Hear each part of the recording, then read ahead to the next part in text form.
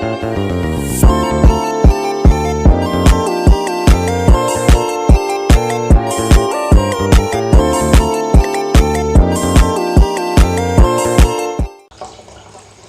mata kuliah hukum bisnis, kita akan membahas studi kasus mengenai pelanggaran hukum terhadap rahasia dagang dari PT Kota Minyak Automation. PT Kota Minyak Automation atau disingkat sebagai KMA adalah perusahaan teknologi yang mengembangkan sistem otomatisasi untuk industri minyak dan gas. Perusahaan ini memiliki berbagai rahasia dagang termasuk desain sistem, kode program, dan teknologi khusus yang membuat produk mereka unggul di pasar. Jadi kronologi dari pelanggaran tersebut adalah seorang mantan karyawan yang bernama Rudy yang sebelumnya bekerja di Departemen Riset dan Pengembangan PT KMA dipecat karena kinerja yang buruk dan masalah disiplin. Setelah dipecat, Rudy mendirikan perusahaan baru yang bersaing langsung dengan PT KMA. Pada beberapa bulan setelah mendirikan perusahaan barunya, PT KMA mulai melihat produk-produk yang sangat mirip dengan produk-produk mereka sendiri di pasaran. Setelah penyelidikan internal, PT KMA menemukan bukti bahwa Rudy telah menggunakan informasi rahasia dagang yang dia dapatkan selama bekerja di PT KMA tersebut untuk mengembangkan produk di perusahaan yang baru didirikannya. Analisis seperti apa? Jadi analisis pelanggaran hukum yang digunakan yaitu satu, pelanggaran terhadap rahasia dagang.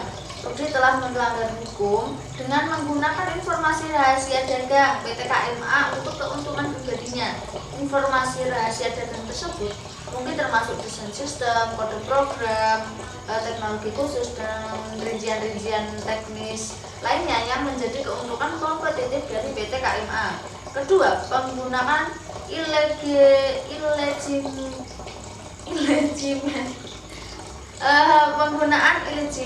Rudy menggunakan informasi yang diperoleh selama bekerja di PT KMA untuk keuntungan pribadinya tanpa izin dari perusahaan. Tindakan ini melanggar kewajiban kerahasiaan kepercayaan yang diberikan kepada karyawan. Yang ketiga, perlindungan hukum. PT KMA dapat menuntut Rudy atas pelanggaran rahasia dagang di pengadilan. Undang-undang perlindungan rahasia dagang biasanya memberikan perlindungan terhadap pengungkapan atau penggunaan ilegal informasi rahasia dagang yang memiliki nilai komersial. Mungkin ada beberapa tindakan hukum yang dapat dilakukan, yaitu seperti pertama, pengajuan gugatan perdata, di mana PT KMA dapat mengajukan gugatan perdata terhadap Rudy untuk mengklaim kerugian yang ditimbulkan akibat pelanggaran rahasia dagang. Yang kedua adalah tuntutan pidana. Jika ada bukti bahwa Rudy juga melakukan tindakan kriminal seperti pencurian data elektronik atau pencurian informasi rahasia dagang, PT KMA dapat melaporkannya kepada otoritas penegak hukum untuk tindakan pidana. Yang ketiga, penerapan kontrak atau perjanjian kerja. PT KMA dapat meninjau kembali tentang kontrak kerja dan perjanjian kerahasiaan yang ditandatangani oleh Rudy ketika dia masih bekerja di perusahaan tersebut. Tindakan ini dapat memperkuat klaim hukum pada PT KMA terhadap pelanggaran rahasia dagang. Dalam kasus ini, penting bagi PT KMA untuk mengambil langkah-langkah hukum yang tepat untuk melindungi kepentingan atas rahasia dagang mereka untuk memberikan sinyal bahwa pelanggaran semacam itu tidak akan dapat ditoleransi.